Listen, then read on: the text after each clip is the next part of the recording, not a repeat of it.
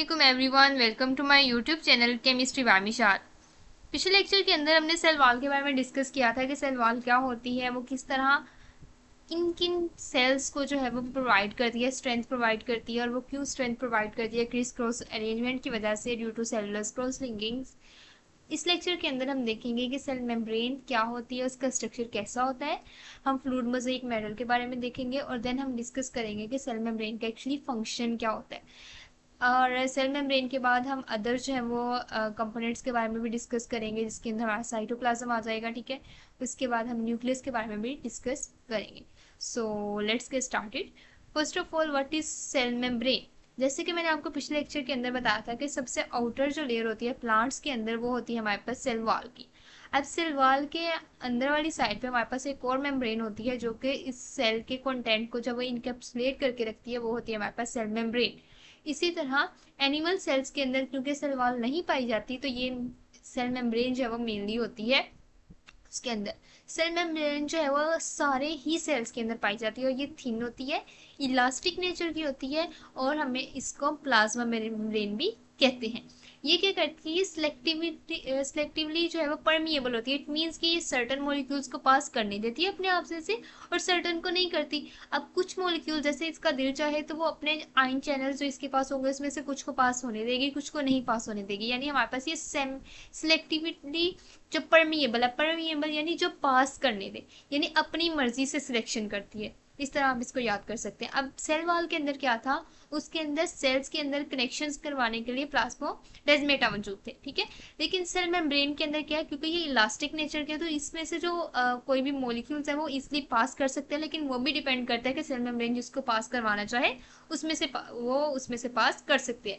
उसके अलावा ये कंसंट्रेशन पे भी डिपेंड कर रहा होता है कि लाइक हमारे पास ये सेल है और बाहर हमारे पास जो है वो वाटर मॉलिक्यूल की तादाद ज्यादा है या कम है।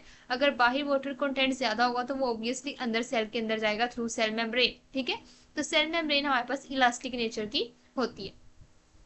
अब ये हमारे पास जो सिर्फ सर्टन मॉलिक्यूल्स को जो है वो पास करने देती है, अदर्स को वो जो है वो ब्लॉक कर देती है। मेम्ब्रेन जो है वो मेनली किस चीज़ों पे मुश्तमिल होती है, लिपिड्स और प्रोटीन पे मुश्तमिल होती है। ठीक है, और ये हमारे पास कैसे पता चला, एक मॉडल दिया गया जिसको कहते हैं फ्लूइड मोज़ेइक मॉडल। इसने बताया कि हमारे पास मेनली जो मेम्ब्रेन है, सेल मेम्ब्रेन, ये लिपिड और प्रोटीन पे मुश्तमिल होती है, लेकिन कुछ क्वांटिटी में कार्बोहाइड्रेट्स भी मौजूद होते हैं। अब इसके अकॉर्डिंग क्या था कि लिपिड्स होते हैं वो एक बाई लेयर बनाते हैं, ये डबल लेयर बनाते हैं। बाई लेयर मतलब टू लेयर्स। ठीक है, दो हमारे पास जब वो लिपिड्स लेयर बना रहे होते हैं, और प्रोटीन मॉलिक्यूल्स है वो उसके अंदर इम्बेडेड हुए होते हैं, जैसे आप ये ब्लू कलर के देख सकते हैं।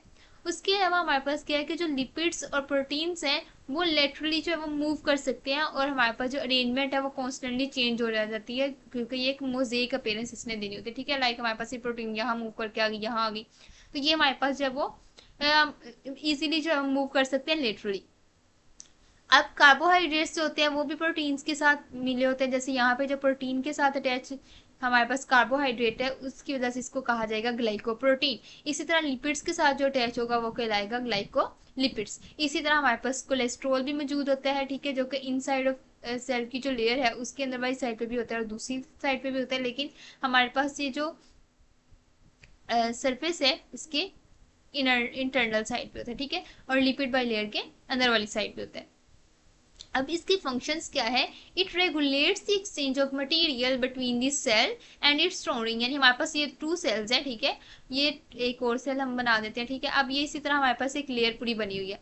अब एक सेल से दूसरे सेल तक हमारे पास कंटेंट का आना जाना ये भी सेल मेम्ब्रेन के थ्रू होता है, और इन्वायरमेंट से अंदर आना या इन्वायरमेंट की तरफ जाना ये भी किसके थ्रू होता है, हमारे पास इस सेल मेम्ब्रेन के थ्रू होता है। ये हमारे पास क्या करती है, it maintains the internal environment of the cell and provide structural support and protection. In eukaryotic cells many organelles such as mitochondria, chloroplast, Golgi apparatus, endoplasmic reticulum and lysosomes are also enclosed by membrane, ensuring compartmentalization of functions। अब यहाँ पे क्या कहा जा रहा है कि इसका मेन फंक्शन क्या था, हमारे पास एक्सचेंज ऑफ मटेरियल। उसके अलावा इंटरनल इन्वायरमेंट बनाना, स्ट्रक्चर सपोर्ट भी थोड़ी बहुत ये प्रोवाइड करता है, वैसे सेल वॉल जो है वो ज़्यादा सपोर्ट प्रोवाइड करते हैं बिकॉज वो रिजिड होती है, ठीक है। इसके अलावा ये प्रोटेक्ट करता है फ्रॉम हार्मफुल मटीरियल के, ये उसको अंदर पास होने नहीं देता। यूकैरियोटिक सेल्स के अंदर हमारे पास क्या होता है, बहुत सी ऑर्गेनेलिस होती है, वो भी इस तरह की मेम्ब्रेन के अंदर लिपटी हुई होती है, ठीक है। अब ये जो है वो मेम्ब्रेन के अंदर क्यों लिपटी हुई होती है, ताकि वो जो है वो अपने जो फंक्शंस है वो अच्छे तरीके से परफॉर्म कर सके और एक कंपार्टमेंट की सूरत में रहे वहाँ पे, ठीक है। अब इसके अंदर अगर हम बात करें अदर ऑर्गेनेलिस की, ये हमारे पास है सेल मेम्ब्रेन, जिसको आपने देख लिया कि ये हमारे पास जो है वो क्या होती है, लिपिड्स, प्रोटीन्स और कार्बोहाइड्रेट्स मेनली पे मुश्तमिल होती है। इसके अलावा कोलेस्ट्रॉल की सम क्वांटिटी होती है और फ्लूइड मोज़ेक मॉडल के अकॉर्डिंग जो जो पॉइंट्स थे वो मैंने आपको बता दी। Now let's talk about cytoplasm के साइटोप्लाज्म क्या होता है। अब आपने अगर याद हो कि मैंने आपको पिछले लेक्चर के अंदर एक पिक्चर दिखाई थी प्लांट सेल की और एनिमल सेल की। अब उसके अंदर क्या था, जैसे प्लांट सेल के अंदर क्या था कि दरमियान में एक न्यूक्लियस था और डिफरेंट ऑर्गेनेलिस थी, एंडोप्लाज्मिक रेटिकुलम था, हमारे पास जो है वो अदर ऑर्गेनेलिस थी। और ये जो सारी ऑर्गेनेलिस थी वो किसके अंदर मौजूद थी, एक fluid like material, jelly like substance था जो सेल के अंदर बड़ा हुआ था, जैसे कि पिक्चर में नजर आ रहा था। तो ये हमारे पास एक्चुअली क्या होता है, cytoplasm. It is jelly like substance that fill the inside of the cell. It is complex mixture of water, protein, enzyme, salts and other substances. यानी इसके अंदर ये जो साइटोप्लाज्म है ये जेली लाइक होता है और इसके अंदर क्या क्या चीज़ होती है, वाटर होती है, प्रोटीन्स, एंजाइम, साल्ट्स और अदर सब्सटेंसेस होते हैं। लाइक अगर आप कंसीडर करो तो आपने बलून लिया, उसको वाटर से फिल कर दिया और उसके साथ साथ आपने छोटे छोटे बॉल्स या कोई चीज़ ऐसी अंदर डाल दी है कि बलून के अंदर है। लेट्स सपोज मैं यहाँ पे अगर बनाऊँ कि आपने एक जो है वो बलून लिया है जिसको आपने फुल कर दिया वाटर के साथ, ठीक है, या वाटर के साथ, या आप कह दें कि उसके अंदर वाटर लाइक फ्लूइड जो है वो कोई भर दिया और उसके अंदर डिफरेंट जो है वो ऑर्गेनेलिस, वो अदर जो चीज़ें हैं वो भी डालती हैं। अब ये हमारे पास ये जो आपने अदर जो लाइक्स आपने पारा वगैरह की चीज़ डाल दी है या कोई और आपने बॉल्स वगैरह छोटी छोटी उसके अंदर इंसर्ट कर दी है, तो ये जो बॉल्स है ये लेट्स सपोज ऑर्गेनेलिस है और ये जो वाटर लाइक फ्लूइड है ये हमारे पास क्या है, साइटोप्लाज्म। सेम इसी तरह जो सेल वॉल होती है और जो सेल मेम्ब्रेन होती है उनके अंदर जो इनक्लोज मटेरियल होता है वो सारा किसके अंदर पाया जाता है, इस साइटोप्लाज्म के अंदर इम्बेडेड हुआ होता है, ठीक है। It consist of two main components, एक होता है हमारे पास साइटोसोल और दूसरा होता है ऑर्गेनेलिस। लिक्विड पार्ट इसका कहलाता है हमारे पास साइटोसोल, जिसके अंदर मॉलिक्यूल्स होते हैं जैसे राइबोसोम्स और मेम्ब्रेन बॉडीड ऑर्गेनेलिस इसके अंदर नहीं पाई जाती। यानी हमारे पास साइटोसोल जो है वो क्योंकि साइटोप्लाज्म के अंदर आपको पता है के अंदर इम्बेडेड हुई होती है, सारी ऑर्गेनेलिस वगैरह भी होती हैं। इसके साथ साथ कुछ ऑर्गेनेलिस मेम्ब्रेन बॉन्डेड भी होती है, वैसे यहाँ पाई जाती हैं। तो वो कह रहे हैं कि लाइक राइबोसोम्स भी इसके अंदर पाए जाते हैं और जो साइटोसोल पार्ट है साइटोप्लाज्म के अंदर है, इसको ऑर्गेनेलिस के अलावा जितना भी पार्ट है वो साइटोसोल कहलाएगा, ठीक है। Small structure suspended in the cytoplasm that carry out specialised functions. Organelles हमारे पास क्या होती हैं, ऐसे स्ट्रक्चर्स होते हैं जो कि स्पेशल फंक्शन परफॉर्म कर रहे होते हैं, जैसे कि हमारे पास गोल्जी ऑपरेटस हो गया, एंडोप्लाज्मिक रेटिकुलम हो गया, ये सारे हम वन बाय वन आगे स्टडी करेंगे। यानी ये एक ऐसा पार्ट है सेल हमारे पास साइटोप्लाज्म जिसके अंदर खुद बहुत ज़्यादा ऑर्गेनेलिस जो वो मौजूद होती हैं।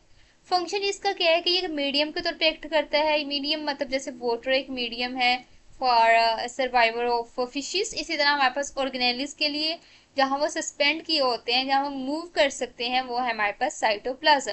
इसके अलावा बहुत से मेटाबॉलिक प्रोसेस यानी हमारे पास energy producing process like glycolysis, glycolysis mean glyco glucose, lysis mean टूटना, यानी ग्लूकोज का टूटना, वो भी हमारे पास कहाँ पे होता है, इस साइटोप्लाज्म के अंदर।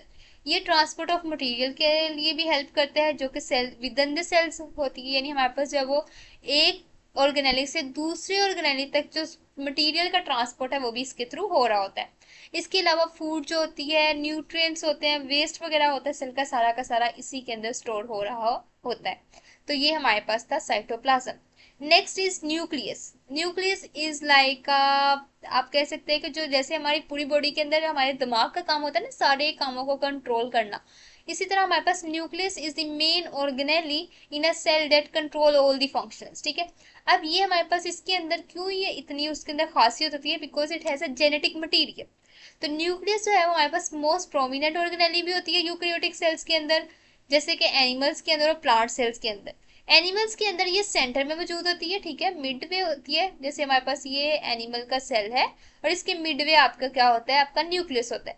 लेकिन जो हमारे पास होता है प्लांट सेल, वो उनकी शेप कुछ यूं होती है, और जो आपका न्यूक्लियस है वो साइड पे धंसा हुआ होता है, साइड में आपका बड़ा सा वैक्यूल होता है, और इस वैक्यूल की वजह से आपका मेच्योर प्लांट सेल जो है उसका न्यूक्लियस साइड पे होता है। इसके जो बाहर है वो डबल मेम्ब्रेन होती है, जिसको हम न्यूक्लियर इन्वेलप कहते हैं, यानी हमारे पास ये मेम्ब्रेन बॉन्डेड ऑर्गेनेलिस है, और ये साइटोप्लाज्म के अंदर ही पाई जाती है। ये सेमी परमिएबल न्यूक्लियर इन्वेलप के अंदर जो है वो होता है, और इसके अंदर स्मॉल ओपनिंग्स होती है जिसको न्यूक्लियर पोर्स कहते हैं। अगर आप यहाँ पे देखें, अगर मैंने यहाँ पे इसकी पिक्चर लगाई हुई ये है। अब इसके अंदर हमारे पास क्या है, ये न्यूक्लियोलस है, इसके मिड वाला पार्ट। ये इसके बाहर जो मैंने मेम्ब्रेन शो करवाई ये है इसका न्यूक्लियर इन्वेलप, और ये इसके अंदर सुराख है जिसको न्यूक्लियर पोर कहा जाता है। अब इस न्यूक्लियस के अंदर एक या एक से ज्यादा न्यूक्लियोलाई मौजूद होते हैं, एक होगा तो न्यूक्लियोलस, ज्यादा होंगे तो न्यूक्लियोलाई। और जिस तरह सेल का साइटोप्लाज्म होता है, न्यूक्लियस का न्यूक्लियोप्लाज्म होता है, ठीक है। अब हमारे पास राइबोसोम्स होते हैं, वो न्यूक्लियोलाई के जो अंदर मौजूद होते हैं। इसके अलावा इसके अंदर थ्रेड लाइक मटेरियल होता है जिसको हम क्रोमाटिन कहते हैं, जो कि हमारे पास दो चीजों पर मुश्तमिल होता है, डीएनए और प्रोटीन, यानी जेनेटिक मटेरियल और साथ जो प्रोटीन है उनसे मिलकर एक मादा बनता है जिसको क्रोमाटिन कहते हैं। और ये थ्रेड लाइक मटेरियल आपके न्यूक्लियस के अंदर मौजूद होता है, जो कि इंफॉर्मेशन वालदेन से बच्चों की तरफ ट्रांसफर करने में हेल्प करता है। When the cell prepares to divide, chromatin condensed into thick chromosome। अब होता क्या है, जैसे अगर आप इसको देखो, इसके अंदर ये जो अंदर जो है वो दागिनुमा साख्ते होती हैं जो कि कहलाती है क्रोमाटिन मटेरियल, जिसके दो पार्ट होते हैं। एक मैंने बताया आपको डीएनए होता है, और दूसरा मैंने आपको बताया कि इसके अंदर होता है प्रोटीन होती है, ठीक है। अब यही डीएनए और प्रोटीन वाला जो क्रोमाटिन मादा है, जब सेल ने डिवाइड होना था, यानी हमारे पास एक सेल से दो सेल्स बन रहे होते हैं, तो उस प्रोसेस के दौरान क्या होता है कि आपका जो क्रोमाटिन मटेरियल रहता है वो मिलके कंडेंस हो जाता है, यानी वो जैसे कंडेंस मतलब सोलिडिफाई होना, ठीक है, सॉलिड की फॉर्म में कन्वर्ट होना। तो वो कंडेंस होके सुकड़ कर क्रोमोसोम ये वाली जो है वो शक्ल बना लेता है, और ये हमारे पास जब वो क्या है, एक जेनेटिक मटेरियल है। इसका फंक्शन क्या होता है न्यूक्लियस का, डीएनए न्यूक्लियस के अंदर पाया जाता है जिसके अंदर जीन्स होती हैं जो कि सारे सेल की एक्टिविटी को कंट्रोल कर रही होती है। आपके जितने भी हेरिडिटरी इंफॉर्मेशन है, यानी विरासती आपकी इंफॉर्मेशन है, सारी डीएनए के अंदर होती है। यानी आपके बाल सीधे होंगे या कर्ली होंगे, कलर का क्या होगा, आपके फेस का कलर क्या होगा, उसके अलावा जितनी भी हमारे पास देखने से खसूसियत आपकी नजर आती हैं या आपकी हैबिट्स हैं, ये सारी की सारी हमारे पास हेरिडिटी इंफॉर्मेशन जो है होती है हमारी। और ये किसके अंदर स्टोर हो रही है, डीएनए के अंदर। डीएनए किसका पार्ट है, जो कि न्यूक्लियस में पाया जाता है, न्यूक्लियस में पाया जाता है, और न्यूक्लियस किसका पार्ट है, एक सेल का। तो यू कैन सी के कितनी ज्यादा इंपॉर्टेंस है इस न्यूक्लियस की।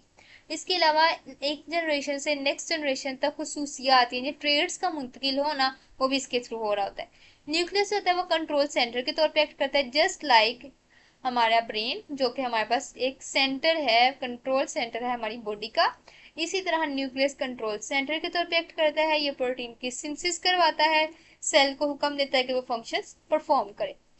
ये था हमारे पास यूकैरियोटिक के अंदर सेल की सारी प्रॉपर्टीज। अब मैंने आपको बताया था कि प्रोकैरियोटिक के अंदर सेल मेम्ब्रेन जो होती है ऑर्गेनेलिज्म नहीं होती। इट मीन्स कि उसके अंदर न्यूक्लियस असल वाला होगा ही नहीं। उसका जेनेटिक मटेरियल जो होता है वो एक सर्कुलर फॉर्म में प्रेजेंट होता है, जो कि हमारे पास फ्लोट कर रहा होता है फ्रीली, ठीक है, वो एक ही जगह पे नहीं रहता। ये था हमारा आज का lecture. Thanks for watching my video. Allah Hafiz.